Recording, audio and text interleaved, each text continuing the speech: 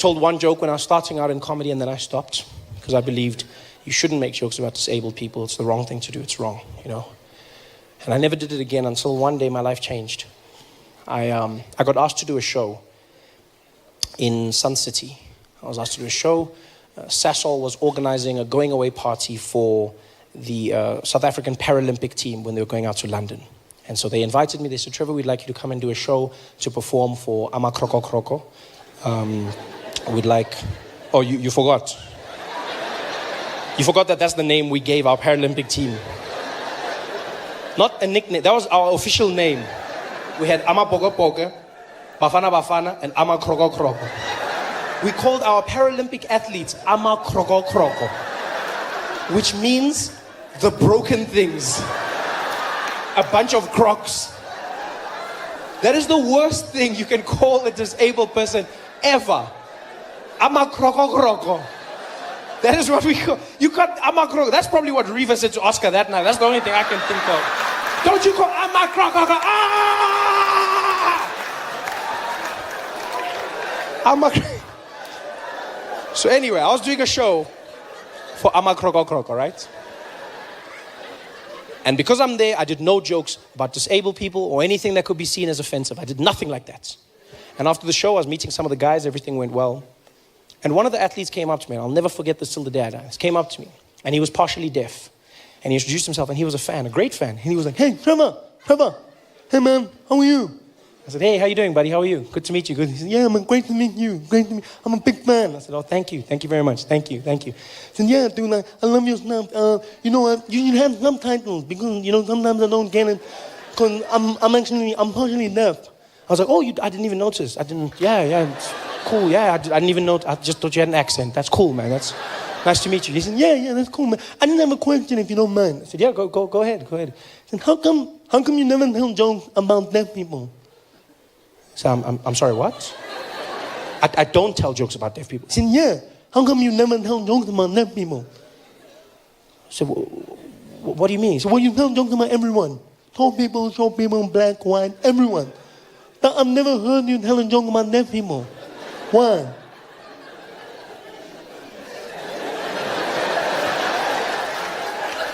So you've never heard me tell a joke about deaf people? Yeah. No, man, not like that, you stupid. No, man, you're an idiot. I said, no, dude, I don't know. I don't make jokes about deaf people. He said, yeah, why not? I was like, because I shouldn't make jokes about deaf people, because if I did that, then deaf people would be hurt and they would be offended. Why would we be hurt? It's not like we don't know we're deaf. So I thought I was protecting you. Protecting us from what? From nothing. We also want jokes. We're deaf. Yeah, we know we're different, but we still want the same things. I was like, yeah, but you know what's funny is you say I must make jokes, right?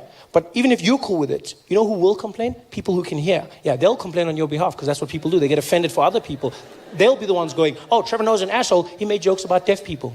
Like, so? Why do you care? I said, because it hurts. It hurts. He's like, dude, you're a comedian. Suck it up.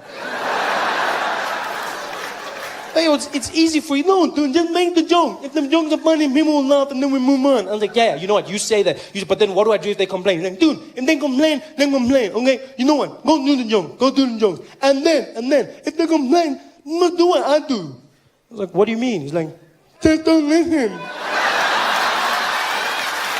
Like for instance, when I was in Tennessee, I stumbled on an organization known as the Ku Klux Klan. You heard of them? Worst magic show ever. Guy gave me a pamphlet. He was like, come and see the Grand Wizard. Grand Wizard! The Grand Wizard! Didn't do one trick! Not even one trick. I mean, I noticed a few black people disappear, but I mean, that's not magic. You know, that's just Reaganomics. I wasn't impressed by that. Like, where's the magic? I sat there forever. These guys running around in their sheets. The KKK, as they're affectionately known. Has nobody bothered to tell them ever that you do not spell clan with a K? Nobody stopped. Even in America, clan is spelt with a C. The Ku Klux Klan, they're the KKC, not the KKK. You realize that? Ku Klux Klan. The C. In fact, the name is wrong, the whole thing, the Ku Klux parts of it. That's just horrible, because they got that, as you know, from ancient Greece. It was Ku Klux Alphion, meaning a circle of brothers. And that's how they got their name. They call themselves a Greek circle of brothers, which is wrong for two reasons. One, if your sole purpose as an organization is to hate black people, don't you find it strange that you've now named yourself the Circle of Brothers?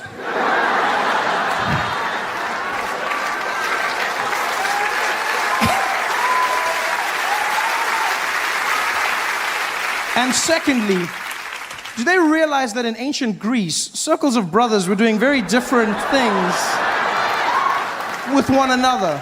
Very loving, very, yeah. If they were really a Greek circle, the sheets would be a bit higher up, just more of a, yeah, maybe one more hole. They're not We've been to the most fascinating places. There was a place called Rochester, New York, where, genuinely, this blew my mind, where they had a city which was basically dedicated to rehabilitating people who had escaped slavery.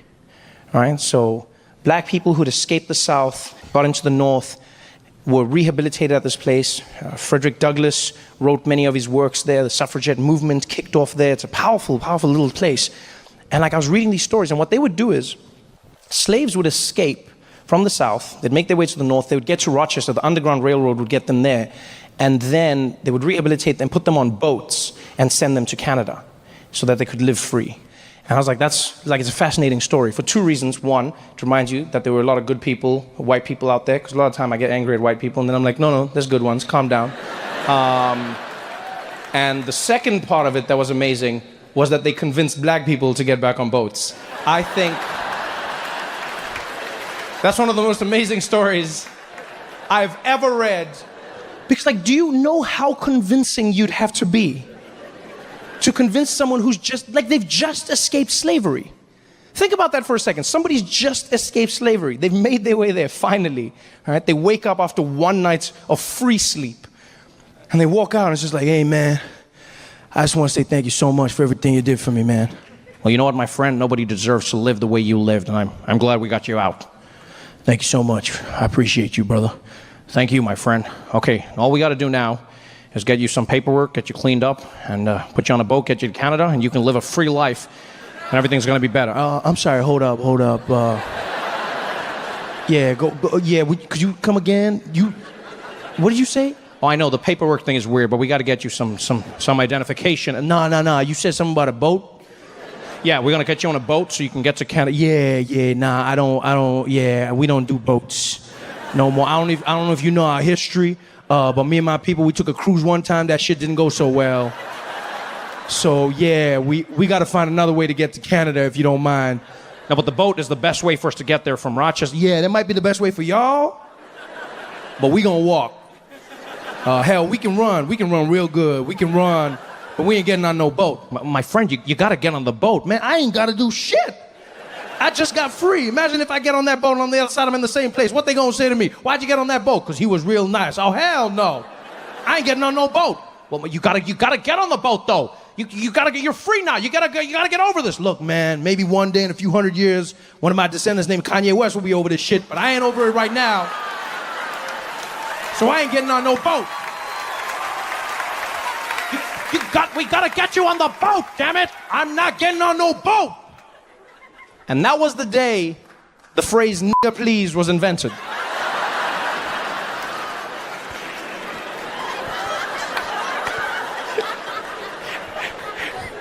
A white man turned and he was like, "Nigga please, I need you on that boat."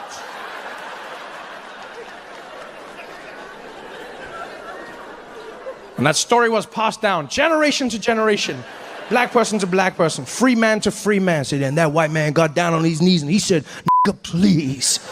Nigga, please, nigga, please. I ain't never heard that phrase before in my life. Nigga, please, nigga, please, nigga, please." I know that's probably a phrase Barack Obama used at least once in the White House. At least once. Like, Mr. President, do you think Trump is because of you? Do you think you caused this? Oh, nigga, please.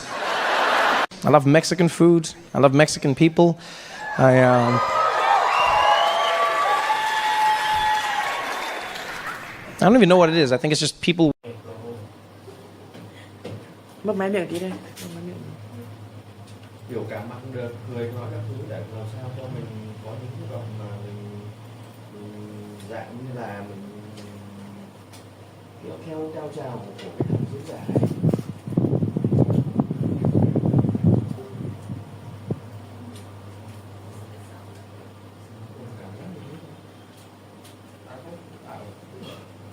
Cười đây, cười to chứ. Đấy. Mắt thì chị nhắm híp híp rồi cười rồi.